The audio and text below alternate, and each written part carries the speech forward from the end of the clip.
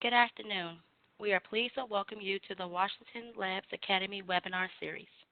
We hope you find the next hour or so useful and informative. We have developed our webinar series to deal with some of the technical and administrative issues that our customers face on a day-to-day basis. We recognize that engineering challenges can be complex, and we're always looking for ways to support the technology industry. Before we begin, a few housekeeping details. First, I hope everyone can see the title slide on their computer.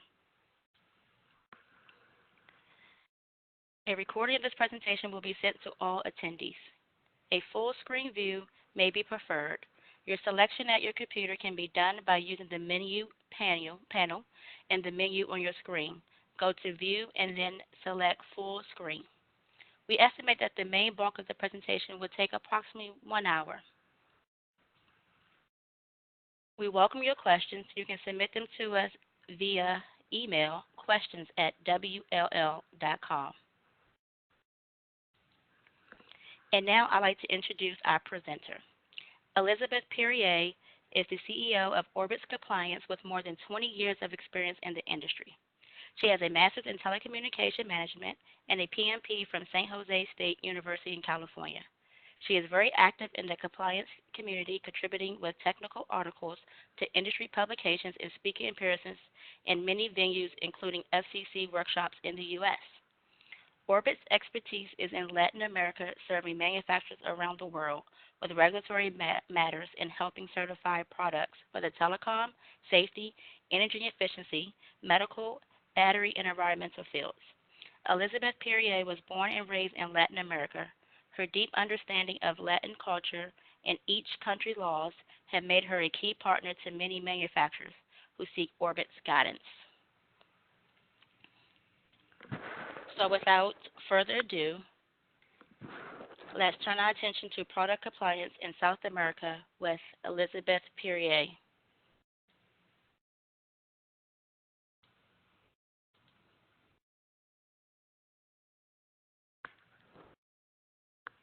Elizabeth, how are you today?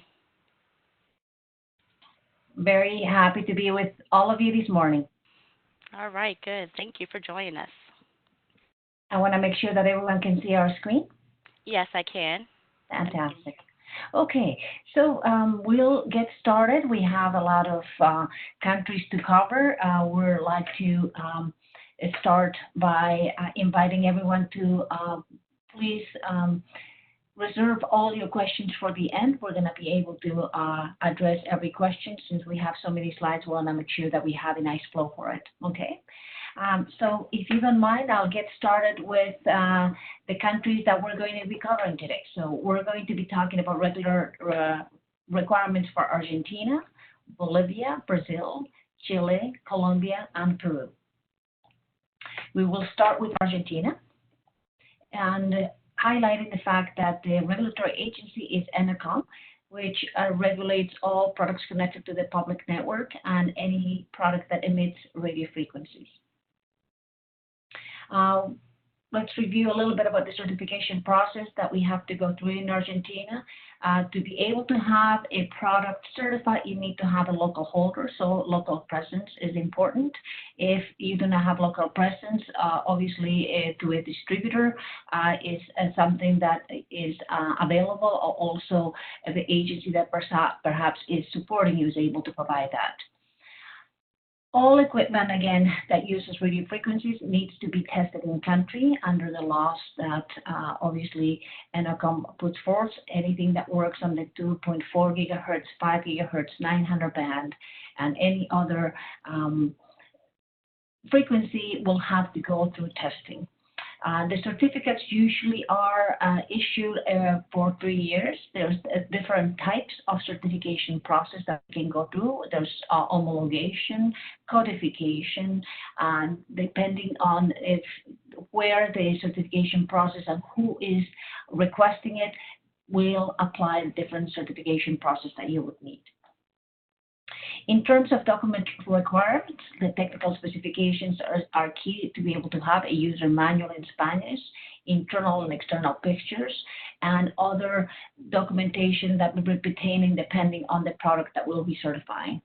Some of the standards that they have to comply with, obviously Argentina has its own standards that they are very, very similar to the FCC with some variations. Labeling is a requirement, and specifically the number that we obtain after the certification process is done. So there is a logo that needs to be placed on the label. There is a possibility to also do a modular certification. So a declaration that the module is certified on the product is also available for anyone that is interested in that. There's also requirements in terms of safety. Very important to know that if you're going to start a certification process in Argentina, to make sure that you have to treat both processes completely different. The power supply can never be shipped together with the sample that's going to go for radio frequency. The power supply always gets shipped separately and certified separately. So IRAM is one of the agencies that obviously does this. They are the authority in Argentina who actually publishes the laws for everyone to be able to comply. And they have different types of products by category that you can actually certify. So mark certification is one that is the most complete one. The type certification is one of the certification options that we are going to be losing this year. I'm going to talk a little bit about that.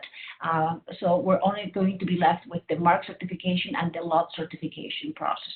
So again, the list is very long. I don't want to go through every single one of them, but if you're interested, you can always email us and we'll be able to send you a product list.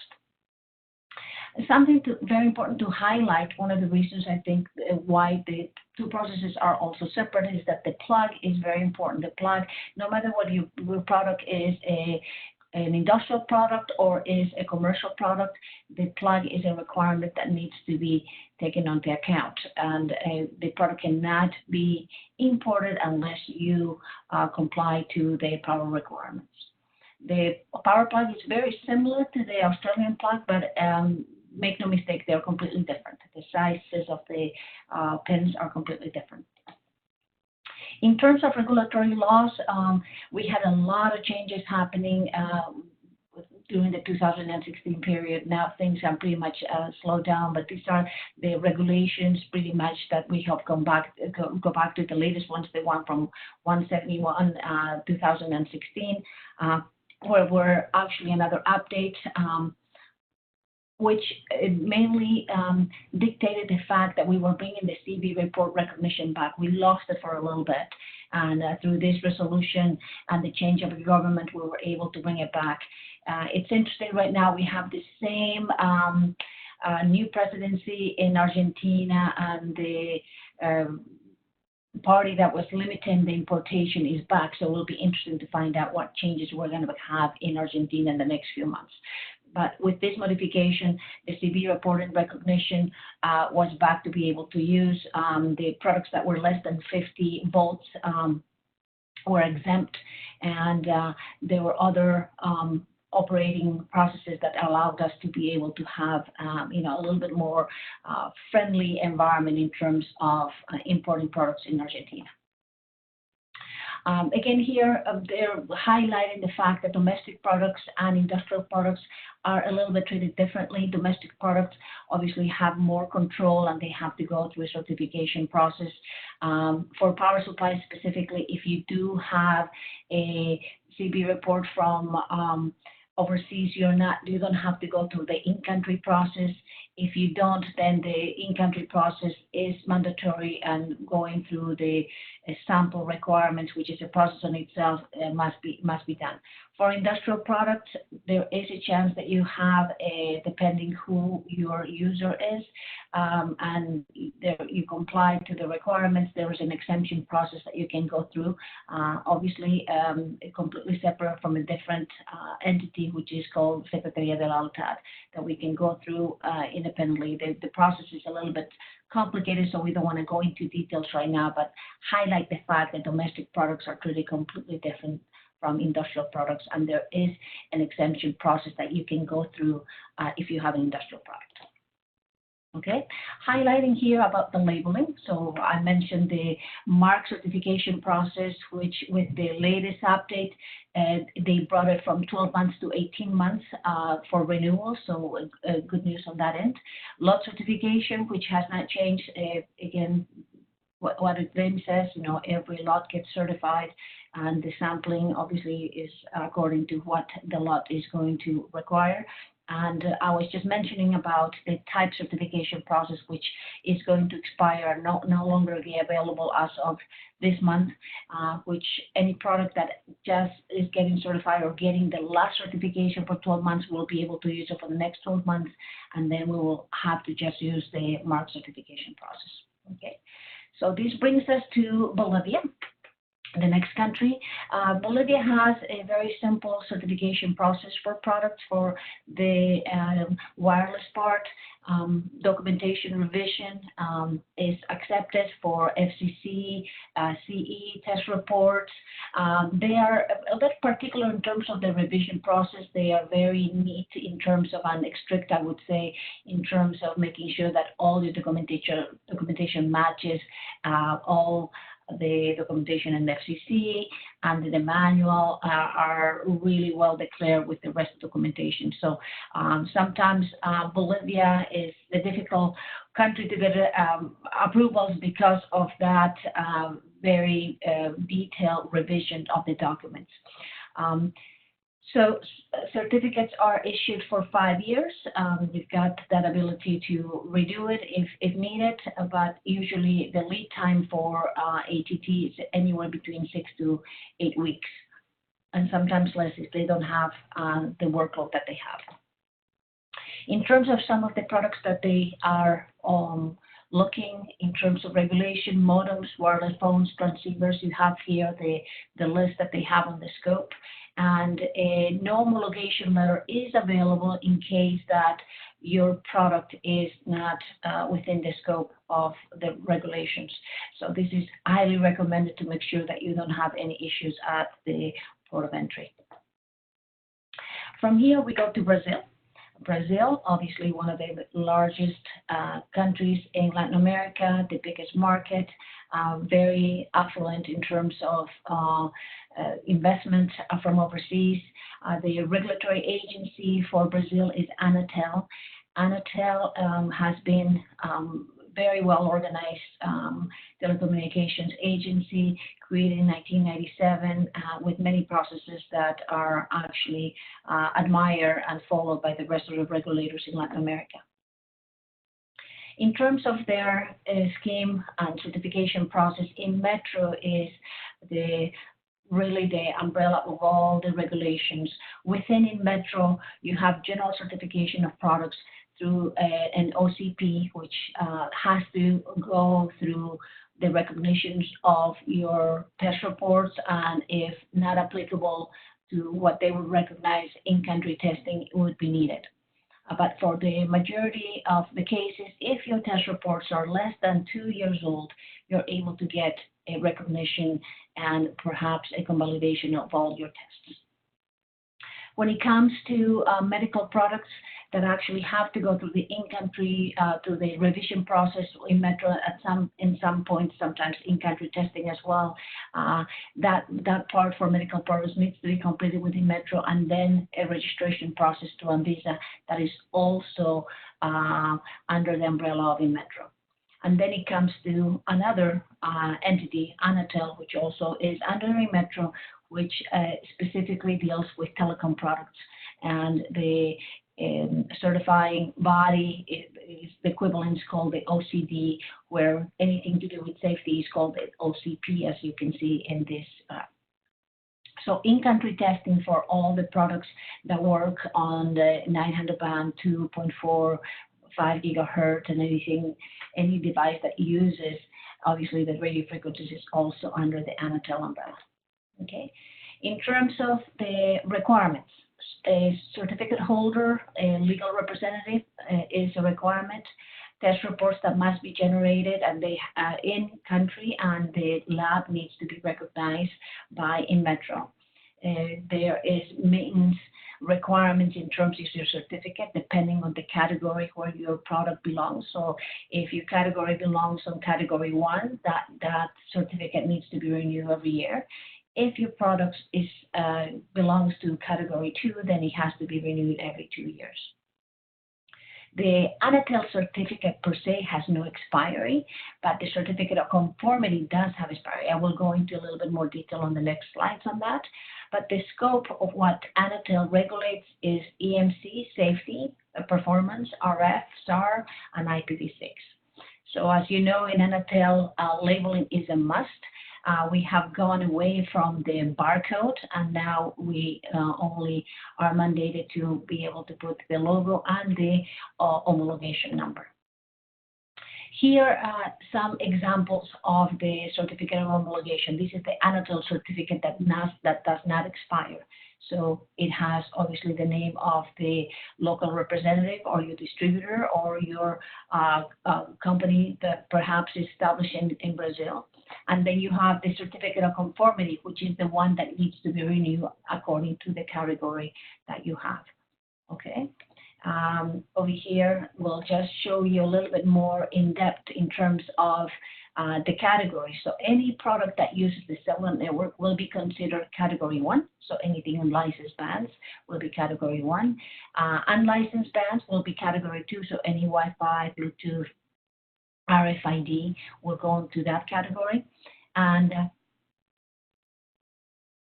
category 3 will be anything to do with no frequency. Apologies. Here, just to highlight again some of the requirements that we need to go through. Presenting documentation. A manual in Portuguese is always required for category 1 products. 2 and 3 not as much. An ISO translation for category 1, 2 is required. If you have two or more factories for category 2, for sure. And as I mentioned before, the maintenance for category 1, 1 year, and category 2, 2 years. Here, we had changes in regulations. For the longest time, we had gotten used to of the laws that we knew that was Resolution 506, 905. So all that has changed in the past 4 years. So we have new numbering system that now they're called acts. So here we put it on a table, which is very easy for you to understand. So 506 now it's Act 1120. So when we have tests for EMC, we're going to require one commercial sample. 950 safety, one commercial sample. So anything with RF, you will see we would need one commercial sample. SAR, the same thing, and a battery, 55 samples. But it gives you an idea of what requirements in terms of the standard are the equivalents. Okay. A little bit about the labeling and the homologation process as well here. Back in 2000, obviously, when they were creating the norms, there was always the talk that we needed to update some of the requirements for the labeling. So we just had this change related, which I'm going to go into a little bit further, but let's look at the changes that we had back then in terms of the labeling. I mentioned that we did in the past had to put a barcode. With the new update and Resolution 242, the barcode was no longer required. So what is required now in the labeling? Before we had to put the manufacturing assembly information. No longer, only the company logo needs to be in one area, the product model, the country of origin. You still need to put a disclaimer in Portuguese that is compliant to the resolution requirement here. And pretty much these are the key areas. So again, the company logo, product model, the country of origin, and the declaration of obviously of that we're using the Resolution 680 in terms of the compliance of that we're using, that is the safe product, and obviously the homologation number. Okay, so there's been an update just published in September, which again is changing pretty much the way that products will be certified in Brazil. Huge changes because everything that we have been working with for the past 12 years is going to be changed, perhaps to the advantage of a lot of manufacturers, but a big change inside Brazil. Uh, so the category process that I just explained, category one, two, or three, the proposal is that this process will go away. We are going to have a more product type uh, process, which which will take into account a family concept. So this all this is being still formulated. There was a big meeting on November 27th where Anatel clarified the process that they're going through, but all this is going to be finalized in April. But the key thing is that it's been announced, it's going forward. We're just waiting for the last details on how this new certification process is going to look like. In terms of how the changes, again, I want to go very briefly on what's changing. So the way that laws were published had to go through a committee process and be approved at several levels. So they're making the process with Resolution 715 more streamlined, and they're giving the authority only to a few group of people that will be able to make changes to a resolution according to the demands of technology very, very fast compared to what we had in the past.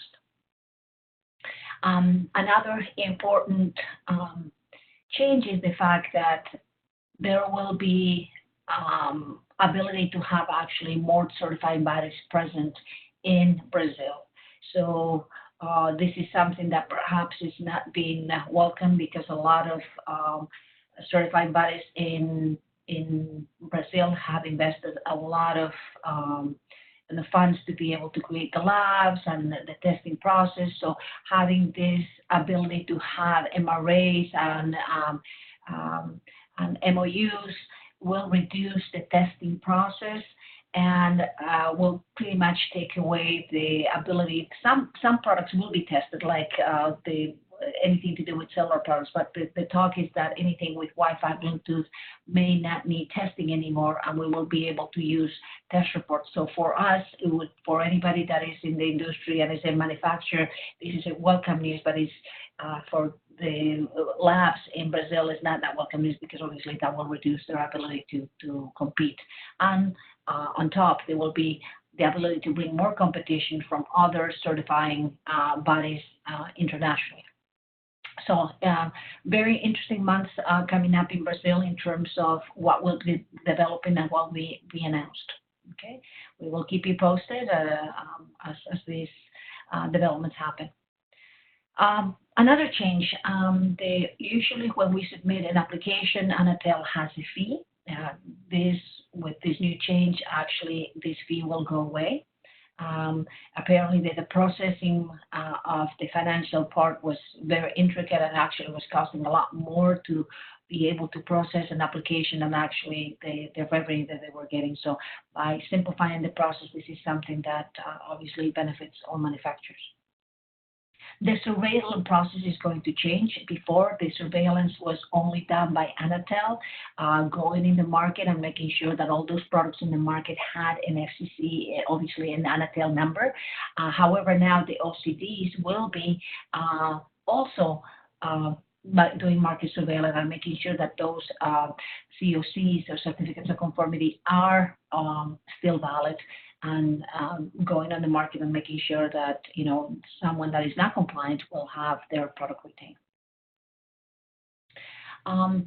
Also, there's new requirements in terms of the labeling, depending on before the stickering was allowed to be done in the country, so a product can come in and with an agreement or declaration, you could actually label your product in country.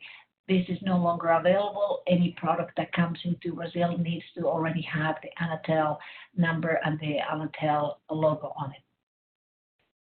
Last item, anything that, again, as just mentioned, there won't be any exemptions in terms of the stickering process, and hopefully, this is not much of a problem for many manufacturers. Okay. So with this, I think we can go into the in metro part. In metro, as I mentioned, mainly is looking at industrial products and consumer products. There's a lot of product list is humongous, but we tried to kind of condense it to the categories that you have over here, from medical devices to cables to IT equipment to LED lamps. So it kind of gives you an idea of what products they regulate. Again, in Brazil, we have a different plaque that must be compliant. So here you have the reference of the MBR that you need to reference to. There are several requirements in terms of stickerings. Your label will change depending on the OCD that you're working on, the type of product you are certifying. So it just gives you an idea of what the labeling requirements are for in Metro. The type of lettering and typography that you would need to use. But having in Metro in Brazil is important in terms of commercializing your product. For some products, this is voluntary. However, some distributors will request for you to go through the in Metro certification, because having in Metro product that is already labeled, it really helps on the commercializations of the product itself. Brazilians do trust in Metro, and if you have any Metro seal, that means it is a product that has quality. With that said, we're going to move to Chile now, and we'll start with Subtel. Subtel is the regulatory agency that provides approvals to several wireless and telecom devices.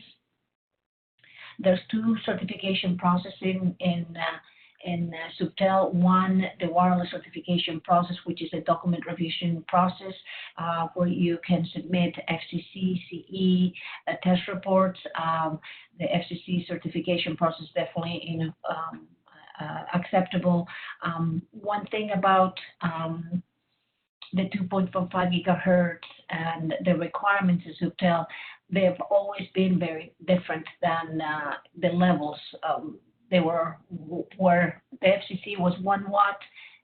Subtel in the past was asking for 150 milliwatts. Just recently, they have bring it to par, and there is much more equivalency, but there's still minimal deviations in terms of how they calculate the ERP on test reports. So doing the Subtel certification is still delicate, and test reports specifically for Chile are still required.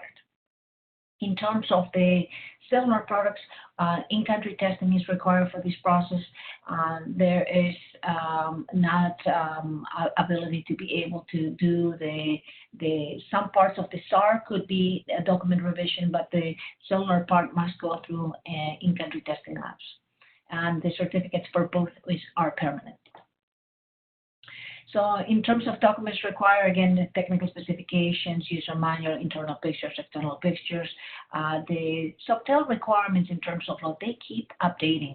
There's always revisions after revisions. Within 1 year, this year we only have, we have one, and then before you know it, sometimes they actually don't even announce it. There's something that they change internally. So it's very, very important to really keep track what Subtel is doing internally and what is published and what's not published, because as you are aware, there's been several rejections in terms of applications, multiple ones, which has delayed the process internally in Subtel. So if you need any guidance in terms of how to be able to do a Subtel certification, we're very happy to guide you. In terms of the cellular products, they have labeling requirements that they need to be abide. They need to show whether the product uses the 2G, 3G, 4G, and whether it has the SAE certification. This is the emergency system that they have, and all cellular products must have that activated. So declaring this not only on the manual, but as well on the box and on the displays is mandatory in Chile. We will go here through the SEC, which is the safety certifying body that regulates not only products at that are consumer related, but also anything to do with gas. But mainly, we're going to concentrate here for the products that are regulated in terms of consumer products. So there's 7 different types of schemes to choose from, very different than any other certifying body. The test reports can be recognized if you have an MRA in place, or the certifying body or the test lab has some kind of agreement. We are able to use those test reports if possible. If not, in-country testing is required. There's several labs that can do the in-country testing for your product. One of the things, the process is very obviously, when we're looking at 7 types of certification process, we're not going to touch that over here, but just wanted to let you know they're very active. They are adding protocols constantly. They are very organized in terms of letting know what's coming, and they have a very strict way of regulating their products as well. Okay, so with that note, also want to highlight their labeling. So they do require labeling. The norm is 1497, published in 2012. Most of their products, if you're going to go through the SEC process, you're going to need a QR code. And obviously, there's dimensions, the colors, how you're going to place it. So important to have that ability to be able to have it generated. With that, we're going to move to Colombia. Colombia is a very friendly regulatory body. They have the accept the FCC. They have most of their frequencies actually open. They do require to have any documentation, even though 2.45 gigahertz, 900, anything that is not using voice has to go through the revision process, and you will obtain a no homologation letter. So that is a requirement that you need to go through. Before, there was an option of just not doing it at all, just voluntary, but now you have to go through that process. Now, if the device uses the cellular network, there has to be an entire process, homologation, revision of the test reports, and all the documentation related to the cellular product. So some of the resolutions that are in place and still valid, they are displayed here: Resolution 87, 4507, and the last circular, the circular 60, that is still all is still in use. Here a little bit about the labeling requirements for cellular product. So you have to have the CRC, and you have your year, your date, and the number. So just here a little bit of a guidance in terms of what products, anything that is a fixed equipment, anything that's mobile, anything that's satellite will be in the scope of the formal homologation process. Just again here to highlight the fact that we can use the test reports. FCC is important. The IMEs are very, very important. They actually look very carefully that the numbers are valid and they're registered, and there's no local representation needed, but important that to have all your documentation well documented. Okay. With that said, we're going to go to our last country, which is Peru, with a beautiful plaza of Colón in Peru. Peru, again, was a very simple country to do certifications with. They are particular in terms of how they manage their certifications. They just had a new update in terms of the documentation, again, on how they want it seen.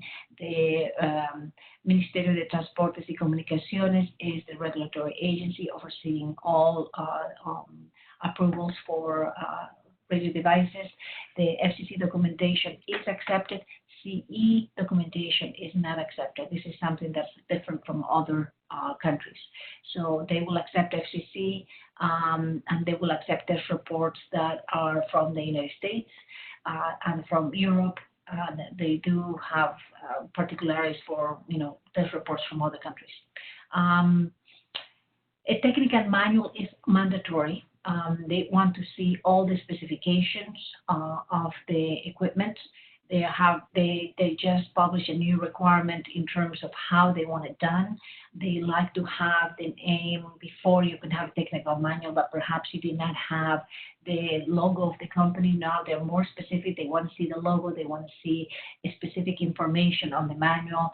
They want to actually have the contact person of the company that is requesting the homologation, email, phone number. So they're getting a little bit more strict in terms of tracing back the approval process. The exemption of 10 milliwatts is still available. So, however, if your product is still 10 milliwatts, that doesn't mean that you don't have to go through approval. You still need to get a letter declaring that this product is under the 10 milliwatts, and this has to be part of your documentation that you're going to be submitting to customs, or there's going to be a record of that product make and model saying that it doesn't require certification. In terms of any product that works in the 900 band, no problem. There's the FCC documentation or CE documentation process or test reports are accepted. The technical manual is accepted. However, there is labeling requirements for this band. So important to know what those labeling requirements is. There are specific legends that need to go on the product, which I'll be showing in the next slide.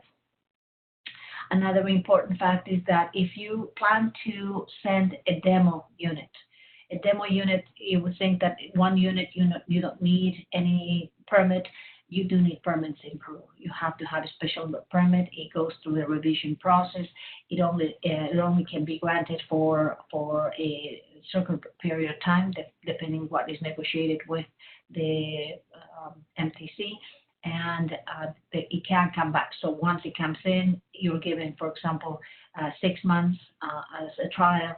Once it leaves, it cannot come back. So there's just certain rules that are important for you to know.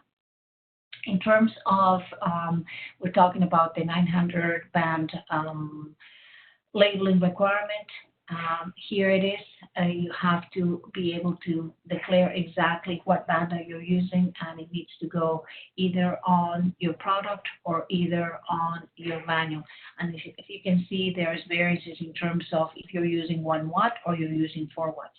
So depending on what range of the band you're using, and if you're using the power level, really makes a difference in which label you're going to be using. With that said, I believe we have completed the different requirements for the countries below, and I'll be very happy to answer any questions that you may have. Wow, Elizabeth, this presentation was very informative. Thank you. It looked like we have a question that came in. The question is, for Peru, for cellular devices, is there any band that is prohibited or that has to be disabled on the device? So I have our engineer, Israel Rocha, here on the line. He'll be able to answer that. I believe every country in Latin America has different devices, so different bands. So this is another thing that we do. We want to make sure that that there is clarity on what is available in each country. If Israel, are you there? Everyone, this is Israel. Nice to meet you. Hi, Israel. If you don't mind, Israel is our engineer, actually specializing in Peru, and he's got all the information in terms of what it is available or not available in the different countries. So if you don't mind telling us, is there any restrictions that we have in Peru, Israel? Well, basically, specifically talking about the allocation, or what is specifically the question? Yeah. Do we have any bans? The question is if there's any bans that are restricted. Restricted? Yes, yes, of course, of course. Depends of the service that is going to be provided. The country, they already have allocated some services to some specific applications. For example, the most common, the 900 megahertz band, it is also shared with mobile the service, so for cellular networks. So in that case, in order to apply for the use of this band or of some portion from 915 to 928, you must make some specific paperwork, and also this involves the use of some specific labeling that is declaring that there is no interference with the cellular provider. And so there are other type of restrictions, but all of them are particular cases, right? So we need to analyze which is the product that's intended to be imported first. Thank you, Israel. I hope that answered your question, but obviously you're welcome to reach out to us if there's a specific band or your product is using a specific band in Peru, and we'll be able to do that and analyze it and be able to guide you on what would be the best path. All right, Elizabeth, feel like we have another question, and it's what does Colombia need for the 2.4 gigahertz wireless products? Mm-hmm. So in terms of documentation, we would only need the data sheet, the manual, the block diagram. So documentation that they require for you to be able to submit, it goes through revision, and they make sure that all those parameters is within their requirements, and you will get a letter of no homologation that you can use for actually bringing your product in country. All right, thank you for that. It looks like that is all the questions at this time, so it looks like you did your job very well. If I did, hold on, there's some questions coming in. Mm-hmm. The next question is, one of the first countries you covered required testing for telecom equipment, but also had an exemption for products powered by less than 50 V. Does the 50 V requirements override the telecom requirements or vice versa? Okay, so that's Argentina. So Argentina is, that was specifically just for the safety part. So anything that is below 50 volts, obviously there's an exemption on that, and there's an exemption also if they're industrial products. For telecom, that will be completely different. We're talking about radio frequencies when we're talking about volts on the other section. So I hope I answered the question. Okay. Last question as of now. Is EMI testing required for any of these countries for QI chargers? That's a very interesting question.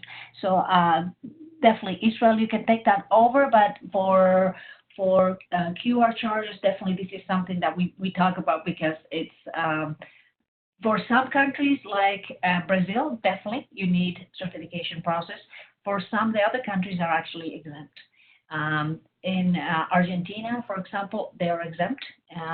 In Mexico, they're exempt. I think, as far as I know, only Brazil is the only one that meets requirements in terms of testing.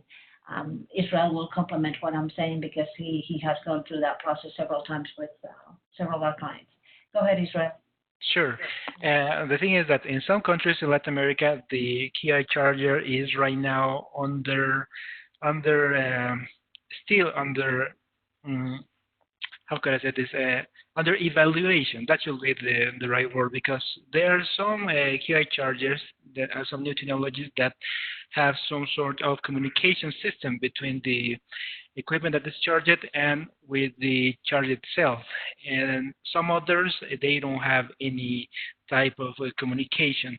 And since the ones that are just inductive and they don't have like intelligence in the use of the radio frequency, according to some of these regulators, those products are not considered a telecommunication product. Because of that, it should be like exempt from certification. Specifically in Argentina, that's their point of view. However, probably that may change, and probably in the near future, this is going to be something that's going to be regulated. In other case, where in these days we're conducting this, so we are suggesting how this should be like treated by these authorities. Probably we're going to have a better something solid by the next year. But right now, the position is that if the product does not transmit any, does not have any data transmission using radio frequency, then it should not be considered a radio communication product and should not be certified. However, the electrical safety part is another thing. Most likely, all of the products that has an input voltage greater than 50 volts or 25 volts in some other countries are subject to electrical safety certification. One more thing to add, as mentioned, Brazil definitely has requirements for that, but another country that actually has, does, even though it does, they recognize that it's not a telecommunication product, but if you work in the 900 band, they will not certify your product. That's Paraguay. Paraguay will require for you to use the EMC requirements, and they consider this, even though it doesn't have any data transmission, they will not recognize as it to be, a product that can be certified product. So these types of products are, if you work on the 900 band, they will not accept you to be able to certify it. All right, thank you. Don't see any other questions, so I would like to go ahead and first just thank the attendees for your questions.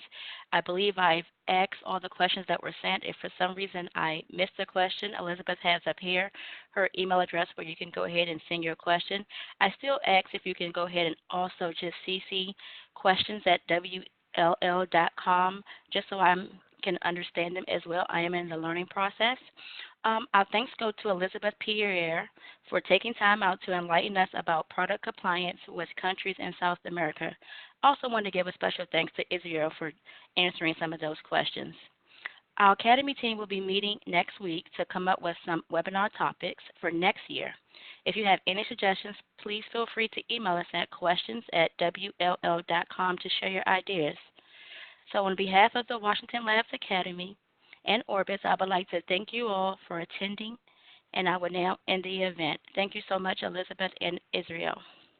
Thank you very much. Thank you, everyone. And enjoy the rest of your day. Thank you.